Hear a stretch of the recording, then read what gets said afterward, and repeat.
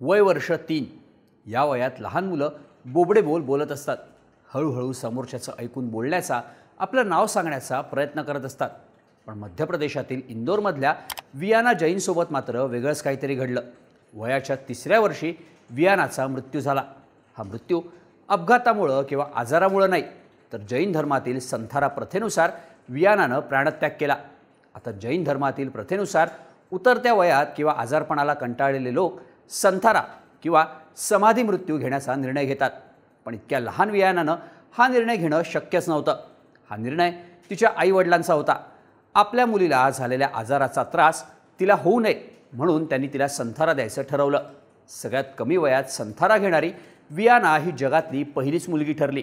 त्यासाठी वियानाच्या आईवडिलांना वर्ल्ड रेकॉर्डचं सर्टिफिकेटही देण्यात आलं. पण यावरूनच आता वियानाच्या संथारा प्रथेनुसार झालेल्या मृत्यूबद्दल संशय व्यक्त केला जातोय. इतक्या लहान वयात मुलीला संथारा देण्याचा निर्णय घेतल्यानं वियानाच्या आईवडिलांबद्दल अनेक प्रश्न निर्माण केले जात आहेत. त्यांनी हा निर्णय नक्की कशासाठी घेतला? आजारपण असलं तरी तिच्यावर उपचार करणं शक्य असताना तिच्या आईवडिलांनी हा निर्णय का घेतला, असे सवाल आता उपस्थित केले जात आहेत. त्यामुळं बालहक्क आयोगाकडून त्यांच्यावर कारवाई करण्याचाही विचार सुरू आहे. ही संथारा प्रथा नक्की आहे काय? त्याबद्दल जैन धर्मग्रंथात नक्की काय सांगितलंय? 3 वर्षांच्या वियाना जैनला संथारा देण्याबाबत तिच्या आईवडिलांचं म्हणणं काय आणि यावरून संशय का निर्माण केला जातोय, पाहूयात या व्हिडिओमधून. नमस्कार, मी शार्दूल आणि तुम्ही बघताय बोल व्हिडिओ. सगळ्यात आधी हे प्रकरण नक्की आहे काय ते समजून घेऊ. मध्य प्रदेशातल्या इंदोर इथे पियुष जैन आणि वर्षा जैन हे दाम्पत्य राहतं. दोघंही IT प्रोफेशनल्स. वियाना ही त्यांची एकुलती एक मुलगी. सुरुवातीला इतर लहान मुलांप्रमाणेच वियाना आपलं बालपण जगत होती. पण डिसेंबर 2024मध्ये तिला ब्रेन ट्यूमरचं निदान झालं. त्यामुळं तिची प्रकृती नाजूक झाली. सुरुवातीला तिच्यावर इंदोरमध्ये उपचार करण्यात आले. नंतर जानेवारी 2025मध्ये मुंबईत उपचार केले गेले. तिथं तिच्यावर एक सर्जरीही करण्यात आली. त्यानंतर तिची तब्येत सुधारत होती. पण मार्चमध्ये तिची तब्येत पुन्हा एकदा खालावली. ती उपचारांना योग्य तो प्रतिसादही देत नव्हती. त्यामुळं तिच्या आईवडिलांना तिच्या तब्येतीची जास्तच काळजी वाटू लागली. आता वियानाचे आईवडील पियुष आणि वर्षा यांनी तिला संथारा देण्याचा निर्णय का घेतला त्याची माहिती घेऊयात. पियुष जैन यांच्या कुटुंबात धार्मिक वातावरण आहे. अभिगृहधारी राजेश मुनी महाराज यांचे ते अनुयायी आहेत. आपल्या मुलीची अवस्था बघून 21 मार्च 2025ला पियुष आणि वर्षा वियानाला घेऊन राजेश मुनी महाराज यांच्याकडे गेले. त्यांनीच वियानाला संथारा देण्याबद्दल सुचवल्याचं वियानाच्या पालकांचं म्हणणं आहे.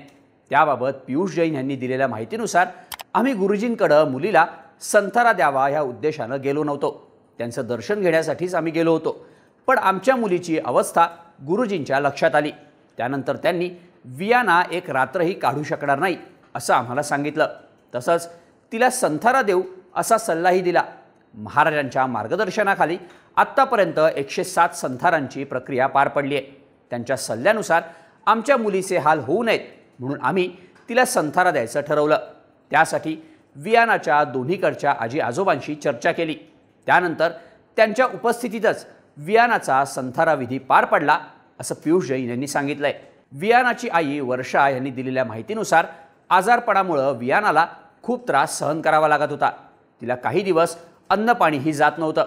त्यामुळं आम्हाला संथारा करण्याचा हा अवघड निर्णय घ्यावा लागला. हा निर्णय आमच्यासाठी अजिबातच सोपा नव्हता. पण तिला त्रास होऊ नये म्हणून आम्ही हा निर्णय घेतला.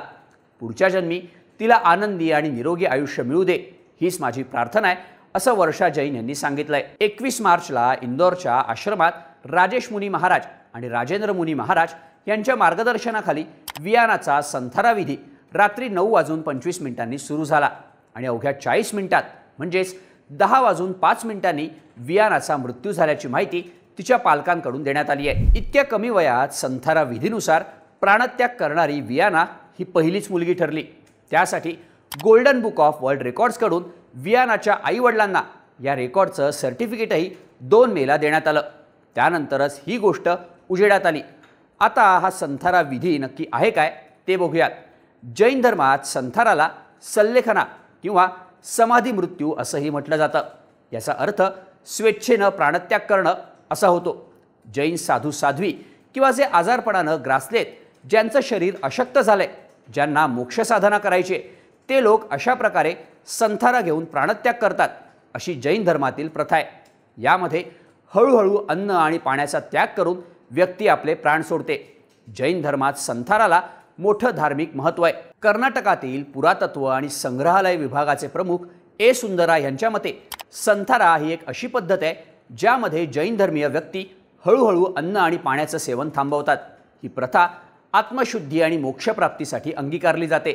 शरीर सामर्थ्य संपल्यानंतर शांततेनं मृत्यूला सामोरे जाण्याची ही एक आध्यात्मिक प्रक्रिया आहे। जैन धर्मग्रंथ स्पष्टपणे सांगतात की संथारा ही एक प्रक्रिया फक्त तेव्हाच स्वीकारली जावी जेव्हा मृत्यू जवळ असेल किंवा व्यक्तीला वृद्धापकाळ, असाध्य आजार किंवा दुष्काळासारख्या अत्यंत प्रतिकूल परिस्थितींमुळे जैन धर्मातील धार्मिक कर्तव्यांचं पालन करणं अशक्य होत असेल। उदाहरणार्थ, जर एखादी व्यक्ती आपल्या आजारपणामुळे जैन धर्मातल्या अहिंसेच्या तत्वाचा भंग करत असेल तर अशा परिस्थितीत ती व्यक्ती संथारा स्वीकारण्याचा निर्णय घेऊ शकते, असं ए सुंदरा यांनी स्पष्ट केलंय। इसवी सन 4थ्या शतकातील समंत भद्राचार्य यांनी लिहिलेल्या रत्नकरंड श्रावकाचार या जैन धर्मग्रंथात संथारा विधीचं सविस्तर वर्णन करण्यात आलंय आणि त्याचं पालन कसं करावं याबद्दलही मार्गदर्शन या ग्रंथात केलं गेलंय। हा विधी आत्म्याला शरीराच्या बंधनातून मुक्त करण्यासाठी घेण्यात यावा, पण नैसर्गिक आपत्ती, वृद्धापकाळ किंवा असाध्य आजार अशा गंभीर परिस्थितीतच संथारा घ्यावा। संथारा घेणाऱ्या व्यक्तीनं भावनांवर नियंत्रण ठेवावं, भौतिक गोष्टींचा त्याग करावा आणि आपले सगळे नातेसंबंध तोडून टाकावेत। संथारा घेणाऱ्या व्यक्तीनं सर्वांना क्षमा करावी, आधी केलेल्या चुकांसाठी आपणही क्षमा मागावी आणि शांत चित्तानं प्रार्थनेत मन लावून हळूहळू अन्न आणि पाणी घेणं बंद करावं आणि उपवास करत मृत्यूला सामोरं जावं, असं समंत भद्राचार्य यांच्या ग्रंथात संथाराबद्दल सांगण्यात आलंय। पण याआधीही संथारावरून काही वेळा वाद निर्माण झाल्याचं पाहायला मिळालंय। आताही 3 वर्षांच्या वियाना जैनला संथारा देण्यावरून कोणते प्रश्न निर्माण होत आहेत ते बघूयात। ऑगस्ट 2015 मध्ये राजस्थान उच्च न्यायालयानं संथारा प्रथा बेकायदेशीर ठरवली होती। IPCच्या कलम 306 आणि 309 नुसार ही प्रथा गुन्हा आहे। संविधानातील धर्मस्वातंत्र्याच्या कलम 25 नुसार ही संरक्षित धार्मिक प्रथा नाही। तसंच संविधानातील कलम 21 मध्ये व्यक्तीला जगण्याचा अधिकार देण्यात आलाय, त्यात मरणाच्या अधिकाराचा उल्लेख नाही। त्यामुळे संथाराच्या प्रकरणांना गुन्हेगारी स्वरूपात तपासून त्यानुसार गुन्हे दाखल करावेत असे आदेश राजस्थान उच्च न्यायालयानं राजस्थान सरकारला दिले होते। न्यायालयाच्या निर्णयावरून देशभरातील जैन समाजाकडून मोठ्या प्रमाणावर आंदोलनं करण्यात आली। या निर्णयाला समाजाकडून सर्वोच्च न्यायालयात आव्हान देण्यात आलं। सर्वोच्च न्यायालयानं राजस्थान उच्च न्यायालयाच्या निर्णयाला स्थगिती दिली। त्यामुळे संथाराला कायदेशीर आधार आहे का ही गोष्ट अजूनही न्यायप्रविष्ट असल्याचं सांगितलं जातं। काही लोकांच्या मते संथारा प्रथा स्वतःला संपवण्यासाठी व्यक्तीला प्रवृत्त करणारी प्रथा आहे, तर जैन धर्मियांच्या मते संथारा ही एक स्वेच्छेनं स्वीकारलेली आध्यात्मिक प्रथा आहे। आता 3 वर्षांच्या वियानाला संथारा, प्राणत्याग याबद्दल माहिती असणं शक्यच नाही। त्यामुळं हा निर्णय तिनं स्वेच्छेनं घेतलेला नाही, तो सर्वस्वी तिच्या पालकांचा निर्णय। यावरूनच आता प्रश्न विचारले जात आहेत। काही माध्यमांमध्ये असलेल्या बातम्यांनुसार तिला संथारा देण्याचा सल्ला देणाऱ्या राजेश मुनी महाराज यांनी सांगितलं की वियानाला 50 वर्षांच्या व्यक्ती इतकी धार्मिक समज होती, त्यामुळंच तिला संथारा देण्याबद्दल तिच्या पालकांना सुचवलं। पण यावरून सर्वोच्च न्यायालयाचे वकील रितेश अग्रवाल यांनी प्रतिक्रिया दिली आहे। किशोरवयीन मुलांचं जीवन आणि मरणाचा निर्णय त्यांच्या पालकांनाही नाही आहे, मग जन्ममृत्यूबद्दल आजाण असलेल्या वियानाला संथारा देणं योग्य आहे का, असा प्रश्न अग्रवाल यांनी उपस्थित केलाय। कलम 25 व्यक्तीला धार्मिक स्वातंत्र्य प्रदान करतं, पण ते कायद्यापेक्षा मोठं नाही। धार्मिक प्रथाही किशोरवयीन मुलांच्या जीवनाच्या कायदेशीर अधिकाराचा उल्लंघन करू शकत नाही, असंही वकील रितेश अग्रवाल यांनी सांगितलंय। वियाना जैनच्या मृत्यूची मध्य प्रदेश बाल हक्क आयोगानंही गंभीर दखल घेतली आहे। आयोगाचे सदस्य ओंकार सिंग यांच्या म्हणण्यानुसार संथारा ही एक धार्मिक प्रथा आहे जी प्रौढांसाठी आणि खास करून वृद्ध व्यक्तींसाठी आहे। त्यामुळे वियानाला संथारा देण्याचं प्रकरण हे बाल संरक्षण कायद्यांचं उल्लंघन करतं का याबद्दल आम्ही तपास करतोय। जर यात काही दोष आढळला तर वियानाच्या पालकांवर आणि आध्यात्मिक गुरूंवर योग्य ती कारवाई केली जाईल, असं सिंग यांनी स्पष्ट केलंय। वियानावर उपचार करणाऱ्या काही डॉक्टरांनीही तिच्या पालकांच्या या निर्णयाचा निषेध केलाय। तिच्यावर उपचार करणं गरजेचं होतं, तिची प्रकृती आधीच गंभीर होती। संथारा ही प्रौढांसाठीही अत्यंत कष्टदायक गोष्ट आहे. मग 3 वर्षांच्या वियानाला संथारा घेताना किती त्रास झाला असेल याची कल्पनाही करू शकत नाही, असं डॉक्टरांचं म्हणणं आहे.